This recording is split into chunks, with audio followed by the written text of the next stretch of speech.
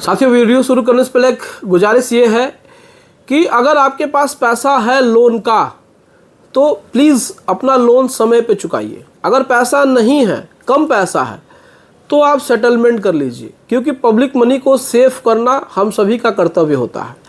लेकिन इस वीडियो में आप सभी को ये बताया गया है, रिकवरी एजेंट्स जो खासकर से आपको परेशान करते हैं तो उनके बारे में बताया गया है। वो भी लीगल तरीके से बताया गया है, कानून अपने हाथ में नहीं लेना है। तो वीडियो को पूरा देखिएगा, वीडियो आप सभी के काम की है। तो चलिए वीडियो को शुरू करते हैं। साथियों नमस्कार, स्वागत है आप सभी का आपके अपने इस यूट्यूब चैनल विधिटेरिया में। साथियों, आज की इस वीडियो में हम लोग बात करेंगे पर्सनल लोन डिफ़ॉल्ट के बारे में। पर्सनल लोन की ईएमआई डिफ़ॉल्ट हो गई है, डर लग रहा है, अब आगे क्या करें। बैंक की तरफ से प्रेशर बढ़ रहा है, रिकवरी एजेंट कॉल कर रहे हैं, रिकवरी एजेंट घर आने की धमकी दे रहे हैं, तमाम तरीके से बैंक के प्रेशर्स बढ़ते जा रहे हैं। और ऊपर से तो ये एनबीएफसी वाले, आपने देखा होगा कि अगर आपने किसी भी एनबीएफसी कंपनी से पर्सनल लोन ले लिया है तो समझिए आपने दुनिया में सबसे बड़ा अपराध कर दिया है। इनकी एक ईएमआई बाउंस होती नहीं है कि ये आपके दरवाजे पे आ जाते हैं और ये आपके गले तक चले जाते हैं।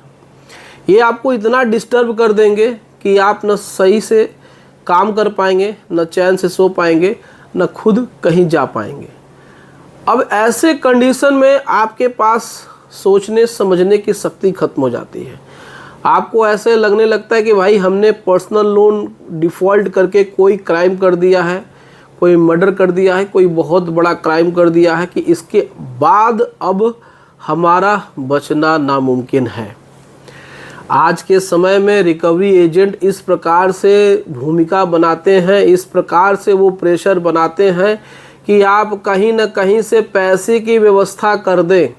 वो आपके दरवाजे पे आके खड़े हो जाते हैं और वो आपसे कहते हैं कि पैसा आज के आज चाहिए, चाहे तुम कुछ भी कर लो, पैसा मुझे चाहिए तो चाहिए।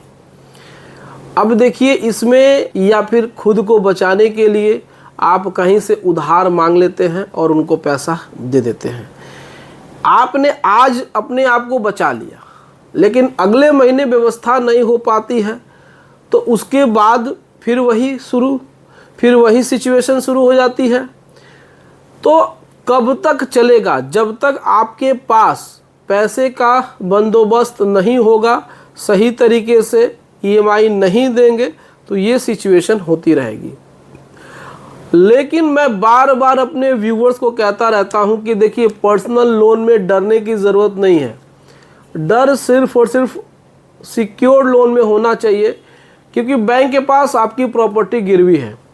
अब हम आपको बताते हैं कि रिकवरी एजेंट आपको जितना डराते हैं आप उतना डरते हैं। अगर आपने ठान लिया कि जैसा रिकवरी एजेंट व्यवहार करेगा, जैसा बैंक व्यवहार करेगी, अगर आप भी वैसा ही व्यवहार करने लगे तो फिर कोई आपको परेशान नहीं कर सकता है, कोई कुछ नहीं कर सकता है। क्यों? क्योंकि पर्सनल लोन अनसिक्योर्ड होता है और इसमें रिस्क बैंक के ऊपर होता है। ये आपको किसी प्रकार से जेल नहीं भेजने वाले हैं। ऐसा नहीं है कि आपके दरवाजे पे कोई पुलिस वाला आएगा, आपको हथकड़ी लगाएगा, आपको जेल में डाल देगा।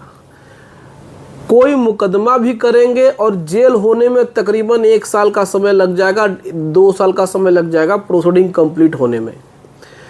अगर उन्होंने कोई कंप्लेंट केस भी किया है तो इसको सिविल नेचर का केस बता करके उसको खारिज कराया जा सकता है। मैं बार बार कहता हूं कि लोन के मामले में जहां विलफुल डिफ़ॉल्ट का केस नहीं है, जहां पे आपने गलत तरीके से लोन नहीं लिया है, फर्जी डॉक्यूमेंट लगा के लोन नहीं लिया है, तो इसमें 406, 420 का मामला बनता ही नहीं बनता है। इसमें क्रिमिनल ब्रीच ऑफ ट्रस्ट और इसमें आपका चीटिंग नहीं बनता है।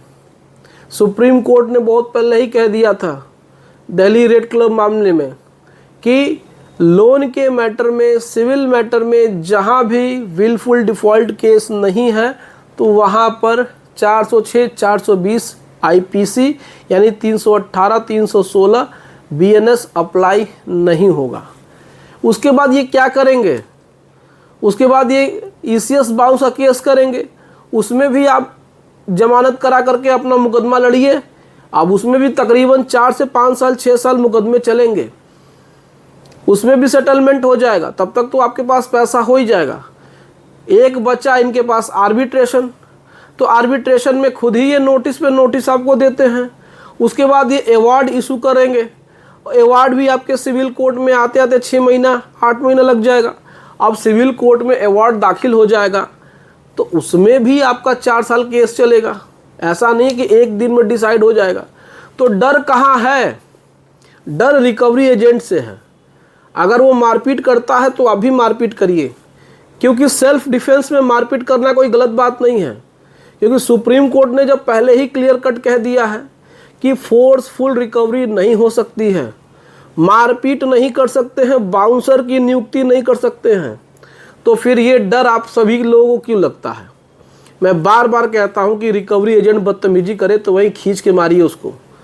अगर वो बदतमीजी आपके साथ करता है, आपके परिवार के साथ करता है, रिकवरी एजेंट को गाइडलाइंस के हिसाब से काम करना है। रिकवरी एजेंट गाइडलाइन के हिसाब से काम नहीं करेगा तो फिर वो मार खाएगा।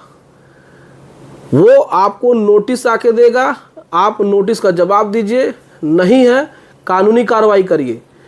फिजिकल असॉल्ट करने का, मारपीट करने का अधिकार किसी को नहीं है। किसी भी नागरिक को मारपीट करने का अधिकार नहीं है, कानून को अपनी हाथ में लेने का अधिकार नहीं है।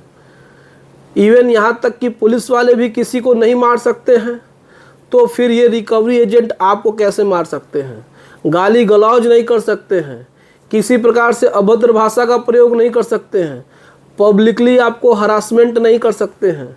लेकिन ये सारी चीज़ें आपको समझनी होगी, ये सारी चीज़ें आपको जाननी होगी।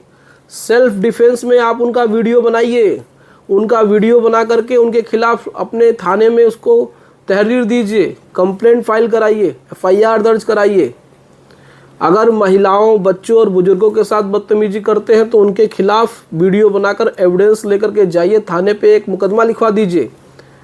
लेकिन ये सारी चीज़ें हैं, आपके पास तो इतने राइट्स हैं अनसिक्योर्ड लोन के मामले में जो कि कुछ कहा ही नहीं जा सकता है। अनसिक्योर्ड लोन हमेशा बैंक का रिस्क होता है, आपका रिस्क नहीं होता है।